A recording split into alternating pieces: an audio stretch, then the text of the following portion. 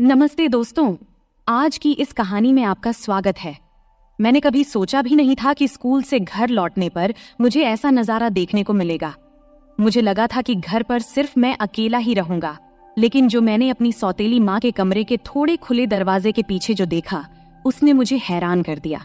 वो पल इतना अंतरंग और नियंत्रण से बाहर था कि मेरी पूरी दुनिया एक पल में बदल गई। इसके बाद जो हुआ, उसने हमारे बीच सब कुछ बदल दिया, कुछ ऐसा जो हम दोनों कभी नहीं भुला सकते।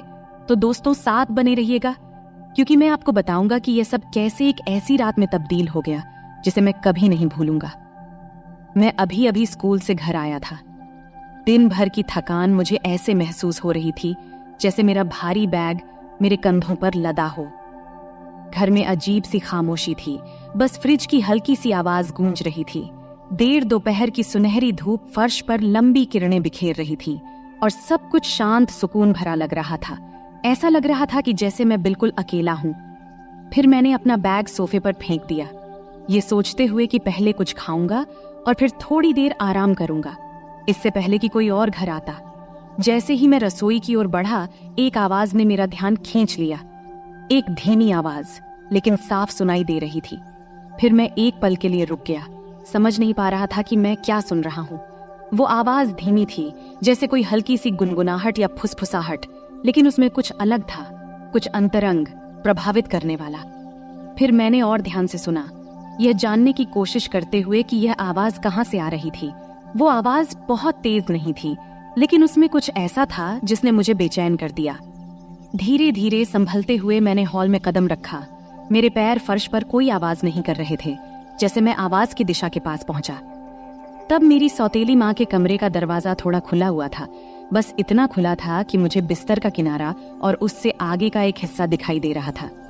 मुझे नहीं देखना चाहिए था, ये मुझे पता था कि नहीं देखना चाहिए था, लेकिन कुछ मुझे उस दरवाजे की ओर खींचे जा रहा था।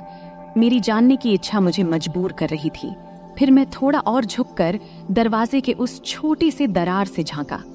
तभी मैंने देखा कि मेरी सौतेली माँ बिस्तर पर लेटी हुई थी। उसकी पीठ थोड़ी मुड़ी हुई थी, उसकी आंखें बंद थीं और वो पूरी तरह से आनंद में डूबी हुई थी। एक पल के लिए मैं हिल भी नहीं पाया। मैं वहीं खड़ा रहा, मेरी सांसें रुक सी गईं, जैसे मैं जो देख रहा था उसे समझने की कोशिश कर रहा था।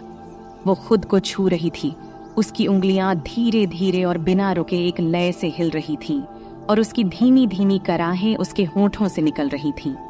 यह दृश्य मेरे भीतर के गहराई तक उतर गया, कुछ ऐसा जो मैंने पहले कभी महसूस नहीं किया था। अब अचानक से देख मेरी धड़कन तेज हो गई। मेरा दिल जोर जोर से धड़कने लगा और मेरे शरीर में गर्मी की एक लहर दौड़ गई। मुझे वहां से चले जाना चाहिए था, चुपचाप पीछे हट जाना चाहिए था और ऐसा दिखावा करना चाहिए था कि मैंने कुछ नहीं देखा। लेकिन मैं हिल भी नहीं पा रहा था। मैं वहीं खड़ा रहा, मेरी आंखें उस पर जमी हुई थी। उसकी हर छोटी सी हरकत मेरे भीतर हलचल मचा रही थी। वो बेहद खूबसूरत लग रही थी। उस पल में उसकी हरकतें इतनी सहज, प्राकृतिक और खूबसूरत लग रही थीं।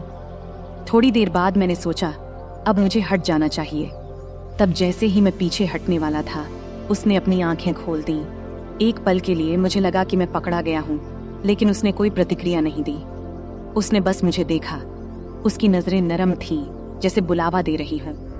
उसमें न कोई गुस्सा था और न कोई हैरानी, बस एक धीमी सी मुस्कान जो मुझे और भी बेचैन कर रही थी। फिर उसने धीरे से कहा, अंदर आओ। उसकी आवाज धीमी और गर्म थी और एक पल के लिए मुझे लगा कि मैंने इसे सुना ही नहीं। लेकिन जब मैं हिला नहीं, तो उसने फिर से मुस्कुराते हुए थोड़ी जोर से कहा, अंदर आओ। उस वक्त मेरे पैर खुद ब खुद हिलने लगे, मुझे कमरे में लेकर जा रहे थे। हर कदम के साथ मेरा दिल तेजी से धड़क रहा था। एक अजीब सी डर और उत्साह की भावना मेरे अंदर घूम रही थी। और जब मैं आखिरकार बिस्तर के पास पहुंचा, उसे नीचे से देखा, तो मैंने अपने बीच की उस खिंचाव को महसूस किया जैसे हवा में कुछ भारी हो।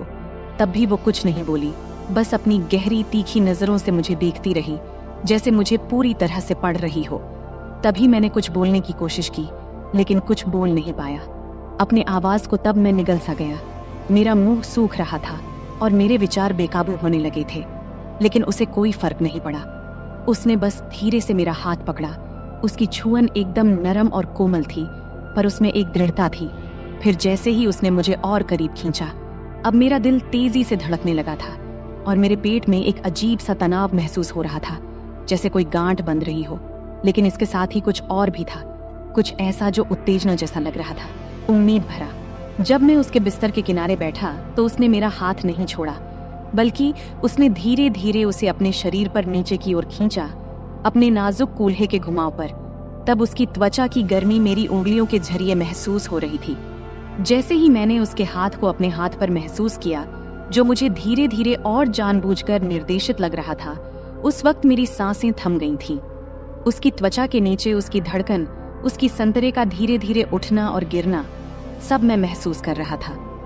तब उसने धीरे से कहा, डर मत। उसकी आवाज इतनी धीमी थी कि सुनाई नहीं दे रही थी, लेकिन उसमें एक तरह की कोमलता थी जो मेरे दिल को चुभ गई। बस आराम से रहो। फिर मैंने सिर हिलाया, हालांकि मुझे यकीन नहीं था कि मैं अधिक घबराया हुआ था या उत्साहित था। उसकी उंगलियां मेरी उंगलियों में लिपटी हुई थी, मुझे निर्देशित कर रही थी, जैसे हम दोनों एक साथ तालमेल में थे। हर स्पर्श से मेरे शरीर में बिजली की तरह झटका लगता और मैं महसूस कर रहा था कि हमारे बीच का जुड़ाव हर गुजरते पल के साथ और गहरा होता जा रहा था। ये केवल शारीरिक नहीं था, ये कुछ और था, कुछ अंतरंग जो एकदम रियल था। वो पल खींचते चले गए, बाहरी दुनिया फीकी पड़ती गई और बस हम दोनों इस कमरे में रह गए। कुछ ऐसा दे ले रहे थे जो मना था, लेकिन फिर भी सही लग रहा था। समय धीमा हो गया था, हर सांस, हर स्पर्श एक युग की तरह लग रहा था। जैसे जैसे हमारे बीच की बेचैनी चरम पर पहुंचने लगी, उसने मुझे और करीब खींच लिया। उसका शरीर मेरे शरीर से सट गया।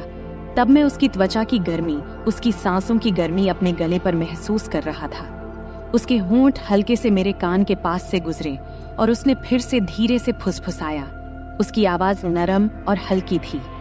यहीं रहो, उसने धीरे से कहा। उसकी आवाज में एक शांत आग्रह था जिसने मेरा दिल धड़कना बंद कर दिया। मत जाओ। यह सब सुन मैं चाहकर भी नहीं जा सकता था। हमारे बीच का खिंचाव बहुत गहरा था, जुड़ाव बहुत मजबूत था। हम इस पल में बंध गए थे और बाकी सब कुछ साधारण से परे था। मैं धीरे से उसकी ओर झुका। मेरे होंठ उसके होंठों से कुछ इंच की दूरी पर थे। उसकी सांसों की गर्मी मेरी त्वचा पर महसूस हो रही थी। समय जैसे रुक सा गया था, दुनिया ने जैसे अपनी सांस रोक रखी हो, क्योंकि हम दोनों एक ऐसी चीज के किनारे पर थे जिसे हम दोनों नकार नहीं सकते थे। हमारे बीच की हवा उम्मीद से भारी थी और उस खिंचाव ने मेरी पूरे शरीर में सिहरन पैदा कर दी थी। फिर जब मुझे लगा कि अब यह पल टूट जाएगा, तभी उसने मेरी ओर झुककर अपने होंठ मेरे होंठों से हल्के से छुआ दिया। उस हल्के से स्पर्श ने मेरे अंदर फिर से गर्मी की लहर दौड़ा दी। शुरुआत में यह हल्का था, जैसे हम दोनों इसे महसूस कर रहे हों, लेकिन फिर यह गहरा हो गया। उसके होंठ मेरे होंठों पर और मजबूती से दबे। उसका हाथ अभी भी मेरा मार्गदर्शन कर रहा था, मुझे दिखा रहा था कि वह क्या चाहती थी और हम दोनों क्या चाहते थे। वह चुंबन धीमा, कोमल था। उसमें एक ऐसी चाहत थी जो केवल हम ही समझ सकते थे। ऐसा लग रहा था जैसे हम दोनों ने जो कुछ भी दबा रखा था, वह उसी पल में बह रहा हो। हर स्पर्श, हर सांस, हर धड़कन एक साथ टूटते जा रहे थे, जैसे हम आखिरकार उस बेचैनी के सामने झुक गए थे जो हम दोनों के बीच बन रही थी। हम यूं ही एक दूसरे में लिपटे हुए बहुत देर तक रहे, बाहर की दुनिया भूल ही गए थे। मैं महसूस कर सकता था कि उसका शरीर हल्का सा कांप भी रहा था और उसकी धीमी सांसों की आवाज हमारे बीच की हवा में गूंज रही थी। आखिरकार वह थोड़ा पीछे हटी। तब उसका माथा मेरे माथे से टकरा रहा था। उसकी आंखें आधे बंद थीं, आधे खुली थीं, जैसे वह अपनी सांसें संभाल रही हो। तब मैंने उसके होंठों पर एक हल्की सी मुस्कान देखा, जिसमें एक तरह की संतुष्टि थी जिसने मेरे दिल को खुशी से भर दिया था। तुम ठीक हो? उसने धीरे से पूछा। उसकी आवाज मुश्किल से सुनाई दे रही थी, लेकिन उसमें एक ऐसी कोमलता थी जिसने मुझे सुरक्षित और अपनापन महसूस कराया। मैंने हाँ सिर हिलाया, क्योंकि शब्द मेरे मुंह से नहीं निकल रहे थे। वह फिर से मुस्कुराई। उसकी उंगलियां मेरे बालों के बीच हल्के से गुजरते हुए उसने एक बार फिर मेरी ओर झुककर मेरे गाल पर हल्के से अपने होंठ छुआ दिए और फिर पूरी तरह से पीछे हट गई। कमरे में अब एक गर्म, शांत माहौल था। जो तनाव पहले था, वह अब एक कोमल, चमकदार संतुष्टि में बदल गया था। हम दोनों ने काफी देर तक कुछ नहीं कहा, बस यूं ही बैठे रहे। हमारी सांसें धीरे धीरे सामान्य हो रही थीं। हमारे बीच की गर्मी अब कुछ और नरम, अधिक अंतरंग हो गई थी। फिर उसने अपना सिर मेरे कंधे पर रख दिया और मैंने अपना हाथ उसके चारों ओर लपेट लिया और उसे करीब खींच लिया, जैसे हम इस धीमी ढलती रोशनी में बैठे थे। घर की हल्की फुल्की आवाजें हमें घेर रही थीं। जो कुछ भी हमारे बीच था वह नया, नाजुक और पूरी तरह से अचानक ही हुआ था। लेकिन उस पल में इन सब का कोई मतलब नहीं था। बस इतना ही मायने रखता था कि हम यहाँ थे, कुछ ऐसा लेन देन कर रहे थे जो बेहद खास लग रहा था, कुछ ऐसा जो किसी भी कल्पना से परे था। और फिलहाल इतना ही काफी था। इस सब से हम दोनों के बीच की खामोशी धीरे धीरे कम हो रही थी। उधर खिड़की से छनछनाती आ रही धूप अब हल्की होने लगी थी। कमरे में एक नरम सुनहरी चमक बिखर रही थी, लेकिन अंदर हर चीज में एक अदृश्य ऊर्जा भरी हुई थी। जो कुछ भी अभी हुआ था उसकी गहराई वातावरण में बनी हुई थी, और भले ही हम दोनों में से कोई कुछ बोल नहीं रहा था, लेकिन ऐसा लग रहा था मानो हम दोनों किसी ऐसे पल का इंतजार कर रहे थे जो अभी तक पूरी तरह से वह हुआ ही नहीं हो। मैं महसूस कर सकता था कि उसका शरीर मेरे मुकाबले थोड़ा आराम करने लगा था, लेकिन जिस तरह से वह मुझसे और करीब आ रही थी, उसका हाथ धीरे धीरे मेरे सीने पर टिका हुआ था। ये साफ था कि हमारे बीच जो भी शुरू हुआ था वह अभी खत्म नहीं हुआ था। मेरा दिल अभी भी तेजी से धड़क रहा था। एक अजीब सी उत्तेजना और घबराहट मेरे भीतर दौड़ रही थी। उसकी उपस्थिति का हर हिस्सा मेरी चेतना पर हावी था। उसकी धीमी सांसें, उसकी त्वचा की गर्मी जो मेरी त्वचा के संपर्क में थी, और उसके परफ्यूम की हल्की खुशबू जो अभी भी हवा में बसी हुई थी। तभी उसने हल्के से अपना सिर घुमाया। तब उसके होंठ मेरे गले के पास हल्के से छू गए, जिससे मेरे शरीर में सनसनी दौड़ गई। वह स्पर्श हल्का था, मानो मैं वहां था ही नहीं, लेकिन उसने मेरे भीतर कुछ जगह सा दिया, एक धीमी जलती हुई चाहत। मैंने कुछ पल के लिए अपनी आंखें बंद कियां, फिर उस एहसास को अपने भीतर समाने दिया। फिर मैंने उसकी ओर देखा।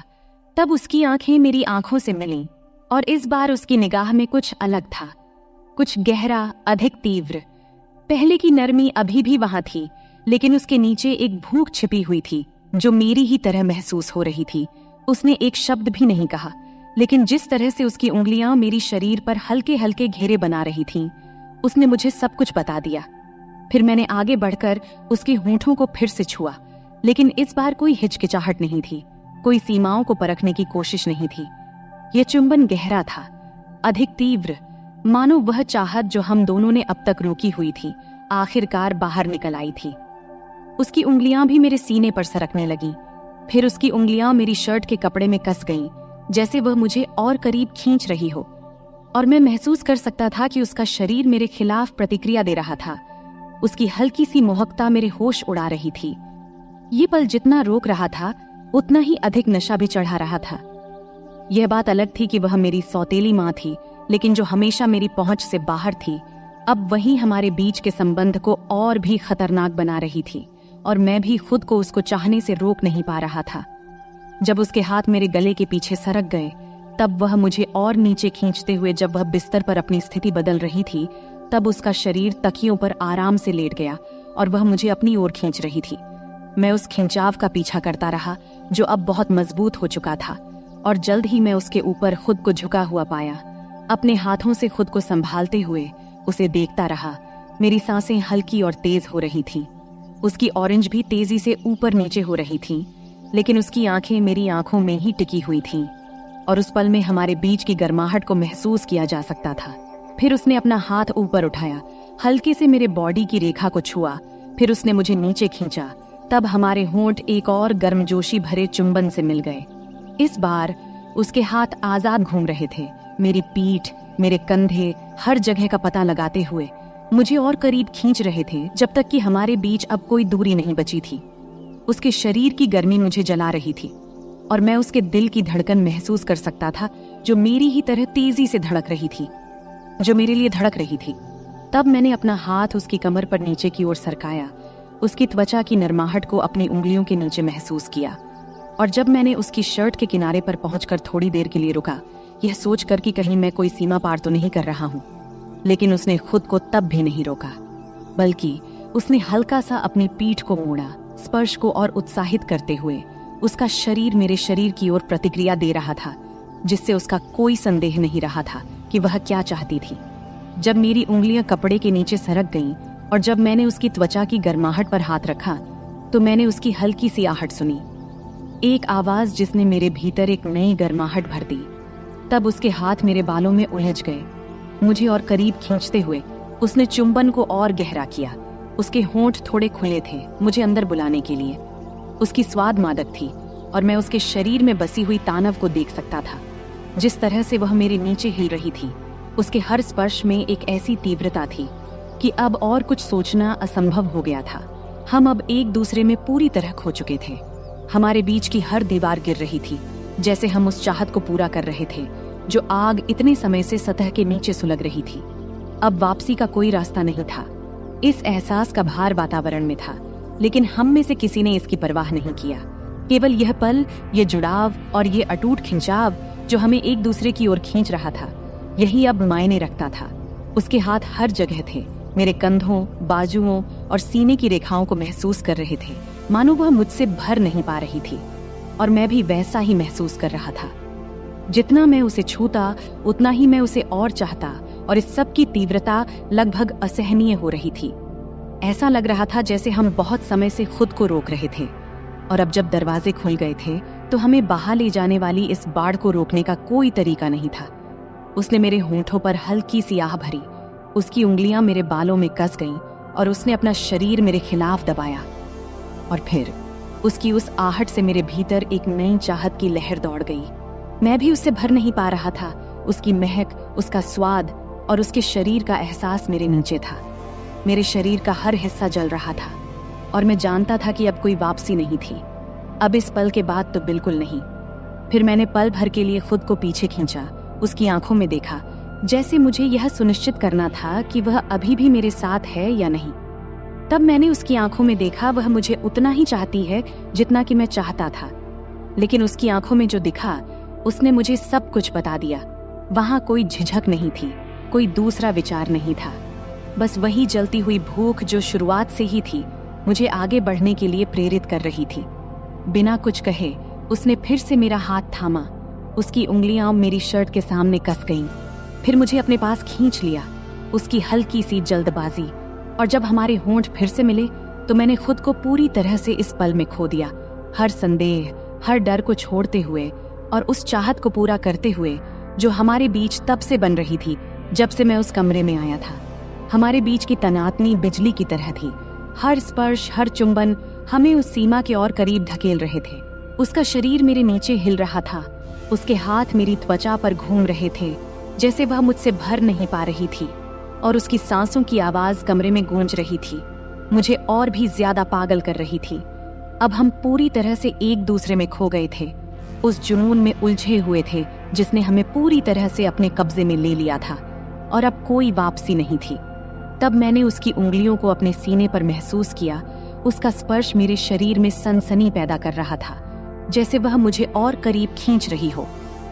फिर भी उसका शरीर मेरे नीचे तनाव से भरा हुआ था, जैसे और चाहने की गुहार कर रहा हो, और मैंने उसे वह सब दिया।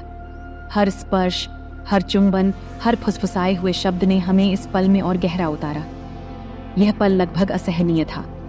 हमारे बीच की तनातनी एक चरम पर पहुंच गई थी, मानो हम किसी गहरे और अधिक तीव्रता की ओर बढ़ रहे हों। लेकिन हम अभी जाने के लिए तैयार नहीं थे। हम वहीं रुके रहे, उस किनारे पर, हर स्पर्श, हर चुंबन का आनंद लेते हुए, जबकि हमारे बीच की गर्मी बढ़ती जा रही थी। यहाँ तक कि ऐसा महसूस हो रहा था कि हम दोनों इस तीव्रता से फट जाएंगे। अब मैं उसे अपने नीचे कांपते हुए महसूस कर सकता था। उसकी सांसें छोटी और टूटी फूटी हो रही थीं, जैसे वह मुझसे चिपकी हुई थी। उसका शरीर मेरे खिलाफ इस तरह दबा हुआ था जिससे मेरा सिर चकरा रहा था, और मैं जानता था कि वह भी वही महसूस कर रही थी, वही असहनीय तनातनी, वही राहत की बेताबी। लेकिन हम अभी वहां नहीं थे जहां होना चाहिए था, बल्कि हम अभी भी उस किनारे पर रुके थे, उस पल को खींचते हुए, उम्मीद को थोड़ा और बढ़ने देते हुए, जब तक कि वह सहन करने के काबिल न रहे। कमरा हमारी सांसों की आवाजों, हमारे नामों की फुसफुसाहटों और हमारे जज्बातों की खामोश से आहिस्ता आहिस्ता से भर गया था, जैसे हम उस जुनून के आगे झुक रहे थे जो इतने समय से हमारे बीच सुलग रहा था। यह पल परफेक्ट था, हमारे बीच का यह जुड़ाव, और जब मैंने उसे अपने करीब खींचा, हमारे शरीर एक साथ एक तालमेल में चल रहे थे, तब मुझे पता था कि इसके बाद कुछ भी वैसा नहीं रहेगा। फिर हमने एक सीमा पार कर ली। अब हम साधारण से बढ़कर कुछ खतरनाक में कदम रखा था, लेकिन मुझे अब किसी चीज की परवाह नहीं थी, क्योंकि उस पल में जब हम कुछ गहरे पल में कदम रख रहे थे, केवल वही मायने रखती थी। उसका स्पर्श, उसका चुंबन, उसके शरीर का एहसास, जैसे हम पूरी तरह से एक दूसरे में खो गए हों। और जब हम आखिरकार खुद को एक दूसरे में जाने देने लगे, चूंकि मुझे पता था कि यह तो बस अभी शुरुआत थी। तो दोस्तों, यह थी हमारी आज की छोटी सी कहानी। आपको यह कहानी कैसी लगी? कमेंट करके जरूर बताएं। अगर आपको यह कहानी पसंद आई हो तो इसे लाइक करें और अपने दोस्तों के साथ शेयर करें। आगे भी ऐसी ही रोमांचक कहानियों के लिए हमारे चैनल को सब्सक्राइब करें और बेल आइकन दबाना न भूलें, ताकि आप हमारी कोई भी कहानी मिस न करें। धन्यवाद। यह कहानी केवल काल्पनिक है। इसका उद्देश्य किसी भी प्रकार की गलतफहमी पैदा करना नहीं है। नमस्ते दोस्तों, आपका स्वागत है हमारी आज की कहानी में। मैं रोहन हूँ और मेरी उम्र 26 साल है। अभी मेरी शादी तो नहीं हुई है, लेकिन मेरी भाभी मुझ पर ही रहती हैं। मैंने कभी सोचा नहीं था कि मेरी भी कहानी होगी, लेकिन किस्मत को कुछ और ही मंजूर था। उसने ऐसी कहानी गढ़ दी कि जिसे सुनकर आपके रोंगटे खड़े हो जाएंगे। चलिए दोस्तों, कहानी में आगे बढ़ते हैं। मैं एक मेडिकल की दुकान में काम करता हूँ। घर पर मैं और मेरी भाभी ही रहते हैं। मेरे माता पिता और बड़े भाई कोरोना में गुजर गए। तब से मैं और मेरी भाभी साथ ही रहते हैं। वैसे मेरी एक बहन भी है जो मुंबई में रहती है। उसकी अभी शादी नहीं हुई है। वह छुट्टी में घर आती है। तब खिचड़ी के पर्व का समय था। खिचड़ी का पर्व मतलब घर की लोग गंगा नदी में स्नान करते हैं, सूर्य भगवान की पूजा करते हैं और तिल, गुड़, चूड़ा, दही और खिचड़ी का प्रसाद बांटते हैं। और इन दिनों में खूब मस्ती भी होती थी। तब मेरी भाभी अकेले यह सब नहीं कर पाती, इसीलिए मेरी बहन छुट्टी लेकर घर आ गई थी। मेरी कहानी शुरू होने के 4 दिन पहले मेरे जिगरी दोस्त समीर ने फोन किया। फिर समीर बोला, हेलो रोहन, सुन यार, आज मटन खाने का मन कर रहा है और साथ में थोड़ा दारू भी, बोल चलेगा ना? तब मैंने कहा, हाँ ठीक है। तब शाम को जब काम से छुट्टी मिलने के बाद मैं बार में गया तो समीर पहले ही वहां पहुंच चुका था। फिर हमने दारू की ऑर्डर दिया और बातें करते हुए मैंने ज्यादा दारू पी लिया। समीर ने कहा, यार बस हो गया, अब चल घर चलें। तब मैं थोड़ी ज्यादा पी चुका था, इसलिए उठते समय थोड़ा डगमगा रहा था। तब घर पहुंचकर गाड़ी खड़ी करते समय मुझे स्टैंड नहीं मिल रहा था। जैसे तैसे करके मैं अंदर आया और देखा कि हॉल में नाइट रेड बल्ब जल रहा था, जिससे मुझे सब धुंधला दिख रहा था। तब जैसे ही मैं कमरे की ओर बढ़ा, मैंने देखा कि सोफे के नीचे चटाई पर कोई सो रहा है। फिर पास जाकर मैंने देखा, वह तो मेरी बहन रिया काले गाउन पहने सो रही थी। तब मुझे लगा कि वह मेरी भाभी है। शायद वह मेरी इंतजार करते करते वहीं सो गई थी। तब दारू के नशे में मैंने बहन को सीधा किया। तब भी वह सो रही थी। फिर मैंने सोचा कि अगर वह उठेगी तो चिल्लाएगी, इसलिए मैंने पहले ही तैयारी कर लिया। तब उसने थोड़ा हिलकर उठने की कोशिश किया, लेकिन मैं उसे नीचे धकेलता रहा। तब भी मेरी बहन उठने की कोशिश करती रही, लेकिन मेरे जोश के कारण वह उठ नहीं पाई। दोस्तों, तब वह कुछ मिनटों तक वह चुपचाप लेटी रही। जब उसने कोई हरकत नहीं की तो मैं भी शांत हो गया। हमेशा की तरह ज्यादा देर तक नहीं रुका, जल्दी ही उठकर एक तरफ लेट गया और सो गया। फिर सुबह के 4 बजे के करीब जब मुझे पेशाब के लिए उठना पड़ा तो मैं खुद को अस्वस्थ महसूस कर रहा था। तब नशा कुछ कम हो गया था। फिर जल्दी से कपड़े पहना, पेशाब किया और वापस जाके सो गया। फिर सुबह को मेरी भाभी ने मुझे उठाया। तब देर हो चुकी थी, इसलिए मैंने जल्दी जल्दी तैयार होना शुरू किया। तैयार होते समय मेरी बहन रिया मुझे कुछ अजीब नजरों से देख रही थी। फिर मैंने नाश्ता किया और काम पर निकलने लगा। तभी मेरी भाभी ने टिफिन देते हुए पूछा, रात को बेडरूम में क्यों नहीं आई? यह सुनकर मैं हैरान रह गया। तब मैंने कुछ नहीं कहा और काम पर चला गया। रास्ते में जाते समय सोचने लगा कि रात को मैंने कुछ किया था क्या। उस दिन पूरे दिन भर यही ख्याल मेरे दिमाग में चलता रहा। फिर दोपहर को लगभग 2:30 बजे मेरी बहन रिया का फोन आया। रिया बोली, हेलो भैया, कहाँ हो? मैंने जवाब दिया, काम पर हूँ। क्यों? रिया ने कहा, मुझे आपसे मिलना है, मैं वहीं आ रही हूँ। तब आई ने कहा, ठीक है, आ जाओ। फिर थोड़ी देर बाद रिया आई। फिर मैं दुकान के बाहर उससे मिलने गया। तब वह एक कोने में खड़ी थी। फिर मैंने उससे पूछा, क्यों, क्या काम है? रिया ने जवाब दिया, आपको सच में नहीं पता मैं क्यों आई हूँ? तब मैंने कहा, पहले ही मेरा सिर दर्द कर रहा है। तब रिया बोली, भैया किस बात से आपका दर्द हो रहा है? ज्यादा सोने से या कुछ और? तब मैंने जवाब दिया, रात को ज्यादा सोने से। तभी रिया बोली, या फिर कुछ और करने से भैया। तब उसके सवालों से मुझे समझ में आया कि रात को कुछ जरूर हुआ था। उसने आगे कहा, तुम्हें सच में नहीं पता कि रात को क्या हुआ? तब उसकी बातों में गुस्सा नहीं था, लेकिन एक अजीब सा एहसास था। फिर मैंने माफी मांगते हुए कहा, मुझे माफ कर दो, नशे में ऐसा हो गया। फिर मैं उसके पैरों में गिरने लगा, लेकिन उसने मुझे रोक दिया। रिया बोली, अरे क्या कर रहे हो भैया, लोग क्या कहेंगे? मैंने कहा, क्या करूं, मुझसे गलती हो गई। इस पर रिया बोली, रात को जो हुआ वह अब हो चुका है। पहले तो मुझे बहुत बुरा लगा, लेकिन फिर मैंने सोचा मैं भी एक औरत हूँ, मुझे भी वो सब चाहिए। इस पर तुरंत ही मैंने कहा, तुम्हारा क्या मतलब? रिया बोली, देखो भैया, मैं साफ साफ कह रही हूँ, रात को तुम मुझसे नजदीक आए, अब तुम्हें ही मुझे पूरा करना होगा। अब मैंने तुम्हारी भलाई के लिए दवाई भी ली है। मैंने कहा, लेकिन तुम मेरी बहन हो, ऐसा कैसे हो सकता है? रिया बोली, मैंने कई कहानियां पढ़ी हैं जिसमें भाई बहन का ऐसा रिश्ता होता है। मैं तुम्हें रोक नहीं रही हूँ, लेकिन अगर तुम मना करोगे तो मैं बाहर ही चली जाऊंगी। ये सुनकर मैंने कहा, ठीक है, लेकिन घर पर भाभी के रहते ये सब कैसे होगा? रिया बोली, मैंने उसे मायके जाने के लिए तैयार कर लिया है। रात को वह तुमसे पूछेगी तो तुम उसे जाने देना, फिर हम बात करेंगे। इस तरह मेरी भाभी अपने मायके चली गई और मैं सोचता रहा कि अब क्या करूं हमारे रिश्ते में। तब मैंने मोबाइल में बहन के कुछ फोटो देखने लगा। उसमें मुझे सब कुछ दिखा, लेकिन एक दिक्कत थी कि खिचड़ी के 14 दिनों में कैसे और क्या करेंगे। फिर मैंने गूगल पर सर्च किया। वहां मुझे पता चला कि अगर आपने उपवास रखा है तो कुछ नहीं करना चाहिए, लेकिन तब मेरे और बहन के उपवास नहीं थे। इससे हमारा रास्ता साफ हो गया। फिर जब रात को काम से लौटकर घर आया, फिर खाना खाते वक्त बहन ने बात छेड़ दी। वह बोली, सुनो भैया, भाभी कह रही है कि उसे मायके कितने दिन तक रहना है। मैंने पूछा, कितने दिनों के लिए बोली हो? रिया बोली, पूरे 14 दिनों के लिए।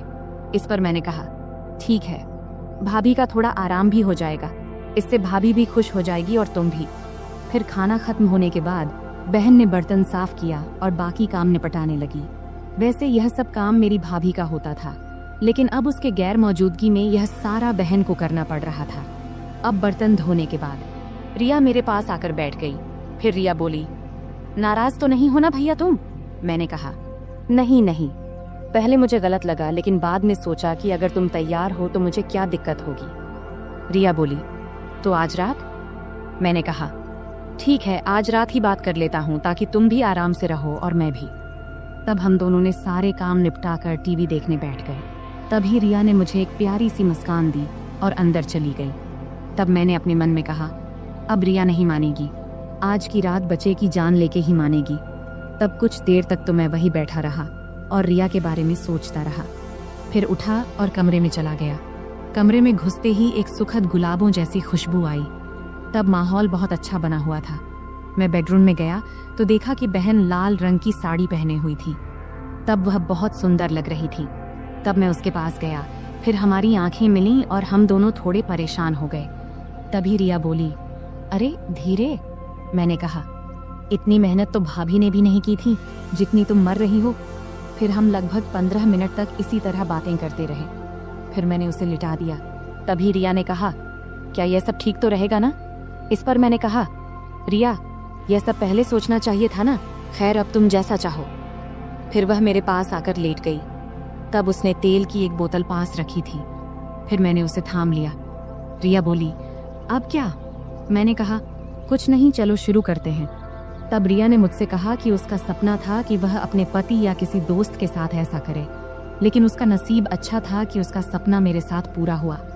अब मेरी बहन वापस मुंबई चली गई है।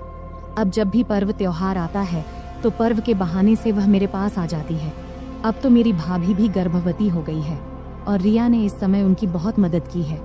वह भी एक अलग ही कहानी है, फिर कभी सुनाएंगे। तो दोस्तों, यह थी हमारी आज की छोटी सी कहानी। आपको यह कहानी कैसी लगी कमेंट करके जरूर बताएं। अगर आपको यह कहानी पसंद आई हो तो इसे लाइक करें और अपने दोस्तों के साथ शेयर करें। आगे भी ऐसी ही रोमांचक कहानियों के लिए हमारे चैनल को सब्सक्राइब करें और बेल आइकन दबाना न भूलें ताकि आप हमारी कोई भी कहानी मिस न करें। धन्यवाद।